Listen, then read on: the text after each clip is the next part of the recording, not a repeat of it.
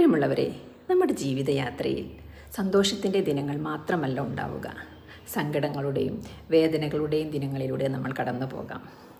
ചിലപ്പോൾ ഇത്തരം സങ്കടങ്ങൾക്ക് ചില വ്യക്തികൾ കാരണമായേക്കാം. അവരുടെ വിവേകശൂന്യമായ പെരുമാറ്റമോ സംസാരമോ ഒക്കെ നമ്മളെ സങ്കടത്തിലേക്ക് തള്ളിവിട്ടേക്കാം. ഒരിക്കൽ ഒരു വ്യാപാരി ഒരു സൂഫിയുടെ അടുത്ത് വന്ന് ചോദിച്ചു, ജീവിതത്തിൻ്റെ മൂല്യം എന്താണെന്ന് എനിക്ക് പറഞ്ഞു തരുമെന്ന്. അപ്പോൾ സൂഫി ഒരു കല്ലെടുത്ത് വ്യാപാരിയുടെ കയ്യിൽ കൊടുത്തിട്ട് പറഞ്ഞു, ആദ്യം നീ ഈ കല്ലിൻ്റെ മൂല്യം എന്താണെന്ന് നീ എനിക്ക് പറഞ്ഞു തരൂ. പക്ഷേ ഈ കല്ല് വിൽക്കാനുള്ളതല്ല. ആ വ്യാപാരി ആ കല്ല് കൊണ്ടുപോയി ഒരു പച്ചക്കറി കടക്കാരൻ്റെ കയ്യിൽ കൊടുത്തു. എന്നിട്ട് ചോദിച്ചു, ഈ കല്ലിൻ്റെ മൂല്യം എന്താണെന്നുള്ളത്. ആ പച്ചക്കറി കടക്കാരൻ പറഞ്ഞു, ഞാൻ നിനക്ക് കുറച്ച് പച്ചക്കറി തരാം, ഈ കല്ല് എനിക്ക് തരൂ. അദ്ദേഹം ഇത് വിൽക്കാനുള്ളതല്ല എന്ന് പറഞ്ഞ് തിരിച്ചു വാങ്ങി അദ്ദേഹം ഒരു ഫ്രൂട്ട്സ് ഷോപ്പിൽ കൊണ്ടുകൊടുത്ത് ചോദിച്ചു, ഈ കല്ലിൻ്റെ മൂല്യം എന്താണെന്നുള്ളത്. ആ ഫ്രൂട്ട്സ് കടക്കാരൻ, ഞാൻ നിനക്ക് 2 കൊട്ട ഫ്രൂട്ട്സ് തരാം, ഈ കല്ല് എനിക്ക് തരൂ. അദ്ദേഹം അവിടുന്ന് ആ കല്ല് തിരിച്ചു വാങ്ങി ഒരു ജ്വല്ലറിയിൽ പോയി കൊണ്ടുകൊടുത്തു. എന്നിട്ട് ആ ജ്വല്ലറി കടക്കാരനോട് ചോദിച്ചു, ഈ കല്ലിൻ്റെ മൂല്യം എന്താണെന്നുള്ളത്.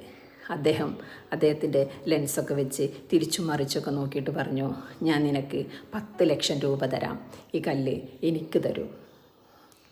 ഈ കല്ല് വിൽക്കാനുള്ളതല്ല എന്ന് പറഞ്ഞ് അദ്ദേഹം അവിടുന്ന് ആ കല്ല് തിരിച്ചു വാങ്ങി നടന്ന് അവസാനം അദ്ദേഹം ഒരു രത്നവ്യാപാരിയുടെ കടയിലാണ് എത്തിപ്പെട്ടത്. അങ്ങനെ രത്നവ്യാപാരിയുടെ കയ്യിൽ ഈ കല്ല് കൊടുത്തിട്ട് ചോദിച്ചു, ഈ കല്ലിൻ്റെ മൂല്യം എന്താണെന്നുള്ളത്. അദ്ദേഹം അത് കയ്യിൽ കിട്ടിയതും ഏറെ സന്തോഷത്തോടെ പറഞ്ഞു, എൻ്റെ സമ്പാദ്യം മുഴുവൻ ഞാൻ നിനക്ക് നൽകാം, ഈ കല്ല് എനിക്ക് തരൂ. അദ്ദേഹം ആശ്ചര്യത്തോടു കൂടെ ആ കല്ല് തിരിച്ചു വാങ്ങിയിട്ട് കല്ല് വിൽക്കാനുള്ളതല്ല എന്ന് പറഞ്ഞ് അദ്ദേഹം സൂഫിയുടെ അടുത്ത് ചെന്ന് നടന്ന സംഭവങ്ങളെല്ലാം പറഞ്ഞു. സൂഫി ചിരിച്ചുകൊണ്ട് അദ്ദേഹത്തോട് ചോദിച്ചു, ഇതിൽ നിന്ന് നിനക്ക് എന്താണ് മനസ്സിലായത്?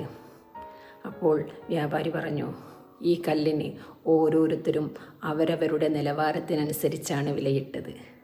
പ്രിയമുള്ളവരെ, നമ്മളും ഇതാണ് മനസ്സിലാക്കേണ്ടത്. നമ്മളെ ഓരോരുത്തരും അവരവരുടെ നിലവാരത്തിനനുസരിച്ചാണ് വിലയിടുന്നത്.